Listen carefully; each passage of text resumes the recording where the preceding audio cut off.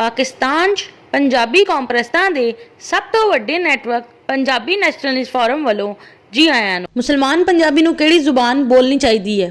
ਹਰ ਜਣੇ ਦਾ ਕੋਈ ਨਾ ਕੋਈ ਮਜ਼ਹਬ ਹੁੰਦਾ ਹੈ, ਹਰ ਜਣੇ ਦੀ ਕੋਈ ਨਾ ਕੋਈ ਜ਼ੁਬਾਨ ਹੁੰਦੀ ਹੈ। ਇਸ ਲਈ ਮੁਸਲਿਮ ਉਮਾ ਦਾ ਮਜ਼ਹਬ ਤੇ ਇਸਲਾਮ ਹੀ ਹੈ, ਪਰ ਹਰ ਮੁਸਲਮਾਨ ਦੀ ਜ਼ੁਬਾਨ ਵੱਖਰੀ ਵੱਖਰੀ ਹੈ।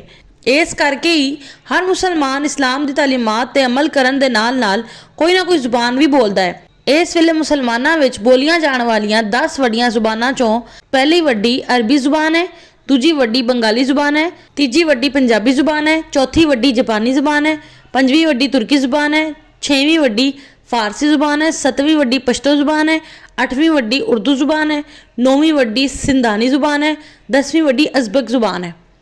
बहुत सारिया पंजाबियों के पंजाबी ज़ुबान ना बोलने के बावजूद भी दुनिया में 9वें नंबर पर बोली जाने वाली ज़ुबान पंजाबी है। बरे सगीर में तीजे नंबर पर बोली जाने वाली ज़ुबान पंजाबी है। मुस्लिम उम्मा में तीजे नंबर पर बोली जाने वाली ज़ुबान पंजाबी है। हुण गल ये भी है कि मुसलमान पंजाबी नूं किहड़ी ज़ुबान बोलनी चाहिए है? मुसलमान पंजाबी अपनी ज़ुबान पंजाबी ही बोलनी चाहिए है। मुसलमान पंजाबी नूं मुसलमानां विच बोली जाने वाली पंजाबी ज़ुबान तो वड्डी ज़ुबान बोलनी चाहिए है।